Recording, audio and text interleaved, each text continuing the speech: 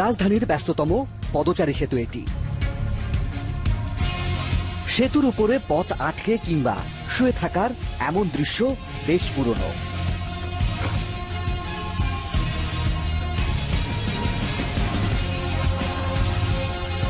মাজার এলাকার এই দৃশ্য অনেক দিনের।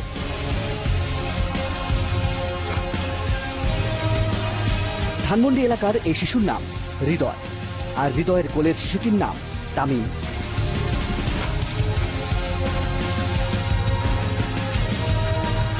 এই পদচারী সেতুর উপর ভিক্ষে করে লামিয়া নামের এই মেয়েটি,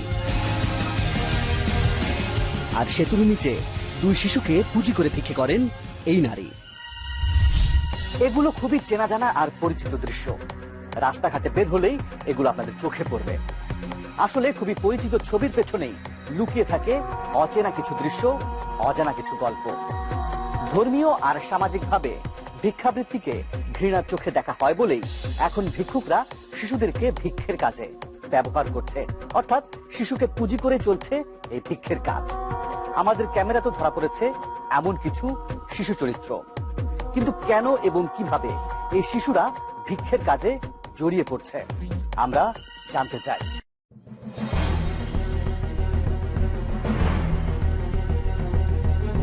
বাবা আর মেয়ের কাছে হাত পাতলেন এই ভবঘুরে,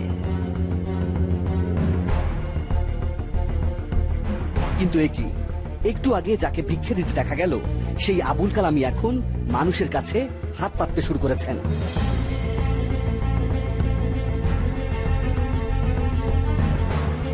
শারীরিক অসুস্থতা আর সাথে থাকা এই মেয়ের মায়াবী চেহারা দেখে মন গলে যায় অনেকের। এটাকে কাজে লাগিয়েই ভিক্ষের হাত পাতেন আবুল কালাম আজাদ। কৌতূহলী দৃষ্টিতে তাদের অনুসরণ করতে থাকে টিম 360 ডিগ্রি। ধরে নেওয়া যাক এই মেয়েটির নাম সুলতানা। সুলতানার গলায় ঝোলানো পরিচয়পত্রটি নজর কাড়ে আমাদের। বিদ্যালয়ের পরিচয়পত্র দেখে সন্দেহ হলো, আসলেই কি সেই স্কুলের ছাত্রী?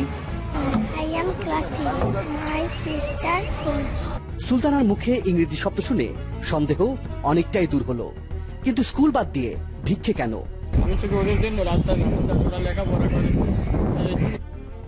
তার মানে সংসারের অভাব অনটন আর শারীরিক অসুস্থতা এই পথে নামতে বাধ্য করেছে আবুল কালামকে। কিন্তু এমন অজুহাত তো সব ভিক্ষুকরাই দিয়ে থাকে। শেষ দৃশ্য দেখতে তাদের পিছু নিল টিম 360 ডিগ্রি। মিরপুরের রূপনগর এলাকা। এই বস্তির ভেতরে ঢুকে পড়ল বাবা আর মেয়ে। টিম 360 ডিগ্রি আবারও জানতে চাইল স্কুল পড়ুয়া মেয়েকে কেন ভিক্ষায় নামানো হলো। 13 নম্বর বিএপি স্যাররা বলছে মেয়েটাকে লেখাপড়া করাইলে আমাদের এখানে আমরা ওরা চাকরি দিয়ে দেবো, এই জন্য আমি ওর পিছনে খুব খাটাখাটনি করি লেখাপড়ার জন্য। একদিন পর এটা সুলতানার স্কুল। মেধাবী সুলতানার পারিবারিক অবস্থা বিবেচনা করে লেখাপড়ার খরচ অর্ধেক কমিয়ে দেবার সিদ্ধান্ত নিল বিদ্যালয় কর্তৃপক্ষ। ও খুব মেধাবী স্টুডেন্ট এবং ওকে যদি গাইড দেওয়া হয়, ভালোভাবে যদি লেখাপড়া করানো হয়, ইনশাল্লাহ আমি আশা রাখি ও একদিন দেশের যে কোনো বড় জায়গায় স্থান পাবে। আপনাদের রিকোয়েস্ট রক্ষার্থে আমি ওকে হাফ ফ্রি করে দিতে পারবো। সুলতানার জন্য এটা অবশ্য একটা ভালো খবর, কিন্তু পুরো পরিবারের দায়িত্ব তো আর স্কুল কর্তৃপক্ষের নেওয়া সম্ভব নয়, তারা সেটা নেয়ও নি। কিন্তু প্রশ্ন হলো, সংসার কিংবা শারীরিক শক্তির অভাব থাকলে কি মুক্তির একমাত্র পথ খোলা থাকছে এই ভিক্ষার কাজে, নাকি অন্য কিছু? সরকার তো অবশ্য এসব ভিক্ষুকদের জন্য একটা প্রকল্প হাতে নিয়েছিল। জানতে চাই সে প্রকল্প আদৌ বাস্তবায়ন হয়েছে কি হয়নি।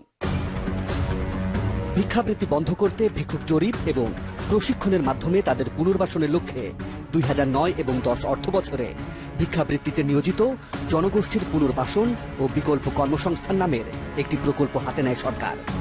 ঢাকা, ময়মনসিংহ, জামালপুর এবং বরিশাল এই 4 জেলায় স্থায়ী বাসিন্দাদের 500 জন করে মোট 2000 ভিক্ষুকের পুনর্বাসন কর্মসূচি হাতে নেওয়া হয়। কিন্তু দেখা গেল যে সেটা আমরা সাকসেস হতে পারি না। পুনর্বাসন করার এক পর্যায়ে তারা তাদের এই যে পুনর্বাসন সামগ্রী আমরা যেটা দিয়েছি, রিক্সা, ভ্যান কিংবা টাকা পয়সা দিয়েছি, সেই সব বিক্রি টিক্রি করে ওরা আবার ভিক্ষাবৃত্তিতে ফিরে এসছে। সরকারি এই কর্মসূচির সর্বশেষ অবস্থার একটা নমুনা দেখা যাক। এর মধ্যে ময়মনসিংহ জেলার একটি পরিসংখ্যানের দিকে নজর দিতে চাই। 2 বছর আগে ঢাকায় আসা 37 জন ভিক্ষুককে তাদের নিজ জেলা ময়মনসিংহে পুনর্বাসিত করা হয়। নগদ টাকা, ভ্যান ও রিক্সা সরবরাহ করে তাদের জীবিকা নির্বাহের ব্যবস্থাও করা হয়। 2 বছর পর 8 জনের কর্মসংস্থানের তথ্য পাওয়া যায়, আর বাকি 31 জনই ফিরে গেছেন তাদের আগের পেশাতেই। পুরোপুরি বন্ধের তো এই কর্মসূচি আমরা চালাচ্ছি, কিন্তু এখন ওই যে মোবাইল কোড যেটুকুন হয়, এছাড়া কিন্তু তোদের ধরে নেওয়ার আর কোনো সুযোগ হয় না। আর যারা ভিক্ষাবৃত্তি করছে, দেখবেন যে মোবাইল কোড শুরু হয়েছে ওই যে ট্রাফিক জ্যামের মধ্যে, ওরা সরে পড়ে। খুব কঠিন কাজ, কিন্তু এই কার্যক্রমের সুফল আসলে আমরা কিন্তু ক্যাশ করতে পারছি না। সমাজ কল্যাণ মন্ত্রণালয়ের এই কর্মকর্তার কথা মিলে গেল গুলশানের একটি ঘটনার সাথে। অভিজাত এলাকা হিসেবে গুলশানকে ভিক্ষুক মুক্ত ঘোষণা করেছে সরকার। এখানে ভিক্ষা করার অপরাধে পুলিশের হাতে ধরা পড়েছেন এক বৃদ্ধা, আর তাতেই ঐক্যবদ্ধ হয়ে গেছেন ভিক্ষুকরা। শেষ পর্যন্ত বৃদ্ধাকে ছাড়িয়ে নিতে সক্ষম হলো ভিক্ষুকরা। সেজন্য এক সাহেব আমার ডাক দিছে, তো চক্ষু অপারেশন হয়েছে, তো সার আমার টাকার কারণে আমার ধরে নিয়ে আসছে। প্রকল্প হাতে নিয়ে পুনর্বাসন কিংবা অভিযান চালিয়ে আটক, কোনো কিছুতেই সফল হচ্ছে না প্রশাসন। সমাজের এই ক্ষুদ্র অংশটিকে নিয়ে খুব একটা ভাবতেও চান না কর্তা ব্যক্তিরা। তাহলে কি এভাবেই চলতে থাকবে, নাকি তাদের একটা গতি হবে? ফিরছি একটা বিরতির পর। হবে তাড়নায় কেউ বা ভিক্ষে করেন নেহায়েতি স্বভাবের কারণে, অনেকে আবার ভিক্ষুক সেজে অভিনয় করেন। মফস্বলে কোনো অঘটন কিংবা অপরাধ ঘটিয়ে লুকিয়ে থাকার বা পালিয়ে থাকার একটা কৌশল হিসেবে অনেকে ভিক্ষুক সেজে ভিক্ষাও করেন। রমনা পার্ক এলাকা, ভিক্ষুকদের দৃশ্য ধারণ করা হচ্ছে, এটা বুঝতে পেরে পালিয়ে যেতে চাইলেন 2 জন ভিক্ষুক। তাদেরই একজন এই সেলিম। এখন সমস্যা কি? সমস্যা আমার লোভে আমি ভারত থেকে প্রোডাক্ট পাল্টাই আনতে গিয়ে 70 লাখ টাকা ধরা খেয়ে আজকে আমি পথে নেমে। তার মানে ভিক্ষে তার পেশা নয়, তাহলে এই বেশে কেন? এই সাইড কাইটে একটু পলাই রয়েছি, বাসায় টাকা নেই আমার, কিন্তু টাকাতে জমিও আছে নিজে। জাউসার এলাকা 3 শতাংশ জমি আমার বাড়ি করাও আছে। তারই পরিচিত এই নারী ভিক্ষুকের নাম আকলিমা খাতুন। নিজেকে শিক্ষিত বলেও দাবি করলেন তিনি। হ্যাঁ, আমি আইএ পাস। কোন কলেজ থেকে পাস করছো? ইসলামিয়া কলেজ থেকে। কোথায় এটা? খুলনা। আর আমার একটা প্রতিষ্ঠান আছে, আমার নারী শিক্ষা, নারী উন্নয়ন, নারী জাগরণ, নারী ক্ষমতায়ন, শিশু শিক্ষা, প্রতিবন্ধী নিয়ে কাজ করা, বিরুদ্ধ নিয়ে আমি কাজ করি। ওরা আমার কাছে সঞ্চয় করে, ওই সঞ্চয় করলে ওদের আমি আবার লোনও দিই। ওখানে আমার প্রায় আমার 3 লাখ টাকার মতো লোন ছাড়া আছে ওইখানে, তাও প্রায় 50 জন। তাহলে ভিক্ষে করছেন কেন? আমার ঢাকা আসার উদ্দেশ্য একটাই, ওইটা সফলতা করা আর আমার একটা থাকার স্থান করা। আমার নামের উপরে আকলিমা দারিদ্র ফাউন্ডেশন এনজিও চালাতেই ভিক্ষে করেন আকলিমা।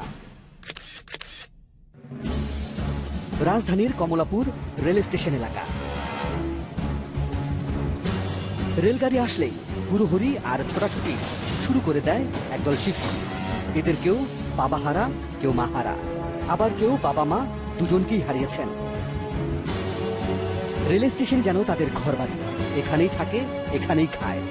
আবার খাবারের টাকা জোগাতে কেউ বোতল কুড়ায়, আবার কেউ হাত পাতে মানুষের কাছে।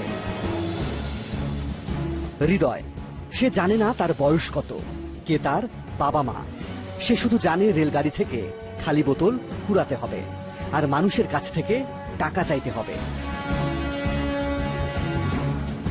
বোতল বিক্রি এবং মানুষের কাছ থেকে সে প্রতিদিন 3 থেকে 400 টাকা রোজগার করে, আর সেই টাকার একটা অংশ দিয়ে কোনো রকম 2 বেলা ভাত খায়, আর বাকি সব টাকা চলে যায় গাঁজা, সিগারেট আর ড্যান্ডির পেছনে।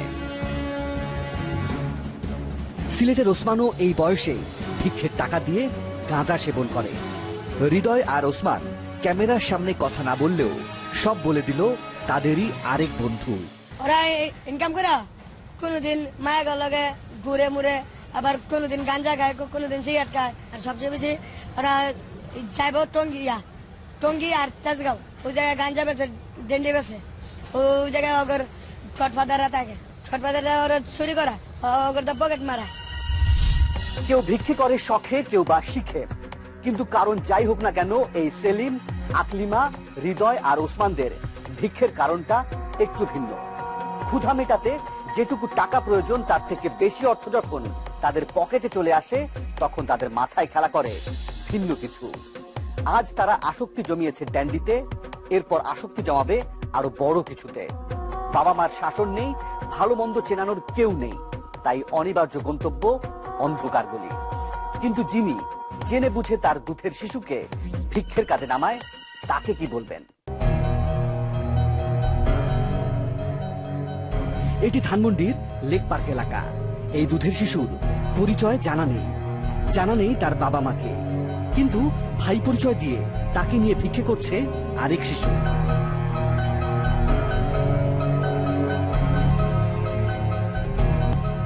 আগের দিনের এই শিশুটি এবার আরেক শিশুর কোলে।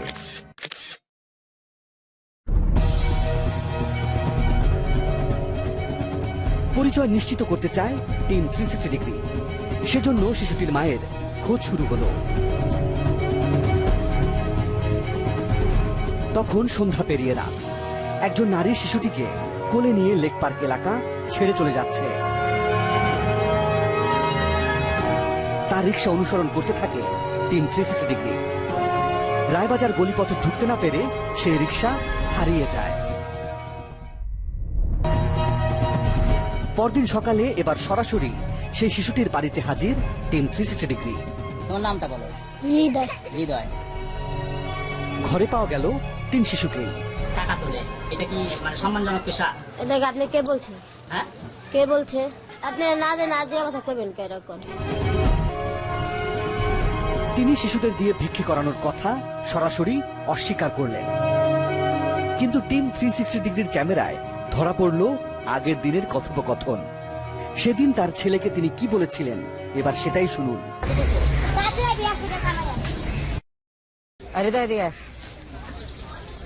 কে বললা সেটা কামাই করতে? ঘন্টায় 100 টাকা কামাই করার শর্ত জুড়ে দেয়া হলো। তার মানে কোলে শিশু থাকলেই মানুষের মন খুব সহজেই গলে যায়, পকেট থেকে খুব সহজেই টাকা বেরিয়ে আসে। এই কৌশলটা তারা খুব ভালোভাবেই রপ্ত করেছেন, কিন্তু যাদের শিশু নেই তাদের কৌশলটা কেমন? ফিরছি একটা বিরতির পর। আমার সৌন্দর্যের রহস্য এটা নয়, এটাও নয়। সৌন্দর্য আমার কমনীয়তা, আমার কনফিডেন্স আর আমার ভিক্ষা পেশায় যত বেশি বাচ্চা তত বেশি লাভ। একটা বাচ্চা থাকলে যে পরিমাণ লাভ করা সম্ভব, 2টা বাচ্চা থাকলে সে লাভের পরিমাণটা দ্বিগুণ হয়ে যায়। কিন্তু 2টো বাচ্চা সামলানো তো মুশকিল কাজ। কিন্তু যারা ভিক্ষে করেন তাদের কাছে এটা কোনো ব্যাপারই না, কারণ হাত বাড়ালেই তো পাওয়া যায় ঘুমের ওষুধ। মিরপুর 10 নম্বর গোলচত্বর এলাকায় ঠেলা গাড়িতে 2 শিশুকে নিয়ে ভিক্ষে করছে এই নারী। শিশু দুটির একজন ঘুমন্ত, অন্যজন অবশ্য জেগে আছে। দুপুর থেকে সন্ধ্যা পর্যন্ত একটানা ঘুমিয়ে আছে এই শিশুটি। এমন গরমের মধ্যে এটা কি করে সম্ভব? আমাদেরও প্রশ্ন ছিল এই মায়ের কাছে। তিনি কি শিশুটিকে ঘুমের ওষুধ দিয়েছিলেন? স্বীকার করুক আর নাই করুক, এভাবে অসহ্য গরম আর যানবাহনের প্রচন্ড শব্দের ভেতরে ঘন্টার পর ঘন্টা ঘুমিয়ে থাকাটা একটু অস্বাভাবিক বলেই মনে হচ্ছে। একসাথে প্রায় একই বয়সের 2টি বাচ্চা দেখেও সন্দেহ হলো। এটা আগে দুনিয়াতে এটা পরে দুনিয়াতে 10 মিনিট আকিস। এই জমজ? হ্যাঁ। মানে ওদের মা কি? মা নেই, মানে গর্ভধারিণী মা কি? আমি। তার কথার সত্যতা যাচাইয়ের জন্য টিম 360 ডিগ্রি ঠেলা গাড়ি অনুসরণ করলো। গাড়ি ঠেলতে ঠেলতে তিনি চলে গেলেন মিরপুরের দিয়াবাড়ি সংলগ্ন বেড়িবাঁধ এলাকায়।